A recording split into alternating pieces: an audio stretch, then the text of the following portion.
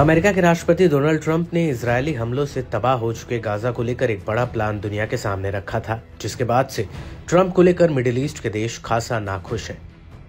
इस कड़ी में फिलिस्तीन के राष्ट्रपति महमूद अब्बास ने भी ट्रंप को खूब खरी खरी सुनाई है।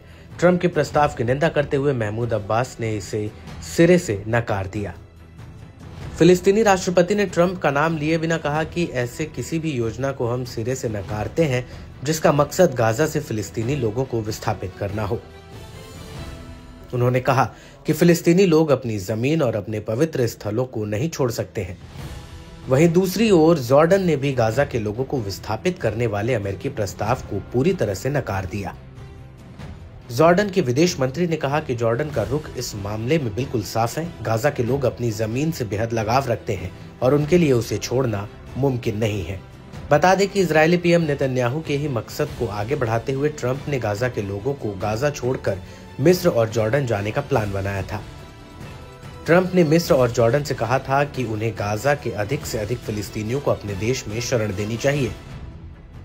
हमले के कारण गाजा में एक बड़ा मानवीय संकट देखने को मिल रहा है। ट्रंप के इस प्रस्ताव से इजरायल खुश था क्योंकि ट्रंप नेतन्याहू की ही राह पर चलते दिखे थे। हालांकि ट्रंप के इस प्रस्ताव पर हमास ने कड़ा ऐतराज जताया है। हमास ने रविवार को ट्रंप के विचार की निंदा करते हुए इसे युद्ध अपराधों को बढ़ावा देने वाला एक कदम बताया। हमास नेता ने कहा कि जैसा कि हमारे लोगों ने दशकों तक विस्थापन और वैकल्पिक होमलैंड की हर योजना को नाकाम किया है, आगे भी वे ऐसी कोशिशों को नाकाम कर देंगे। वहीं गाजा के लोगों ने भी ट्रंप पर अपनी भड़ास निकालते हुए कहा कि इस बात को मानना लोगों के लिए नामुमकिन है। ये सच है कि हम तकलीफ में हैं, लेकिन ये नहीं होगा कि हम अपना देश यहूदियों के लिए छोड़ दें। अगर हमें जाना होता तो हम बहुत पहले ही चले जाते। हमने तय किया है कि हम मर जाएंगे लेकिन फिलिस्तीन में ही रहेंगे। बता दें कि मिडिल ईस्ट के दोनों देश जॉर्डन और मिस्र में पहले से हजारों शरणार्थी मौजूद हैं और ये देश बढ़ती शरणार्थी की तादाद से पहले ही परेशान है।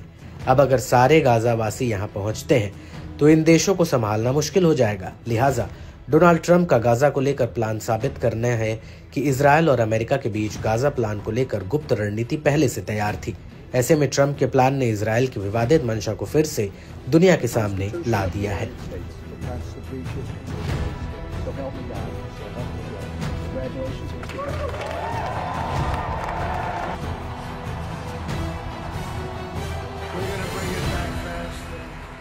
So we're going to sign executive orders first.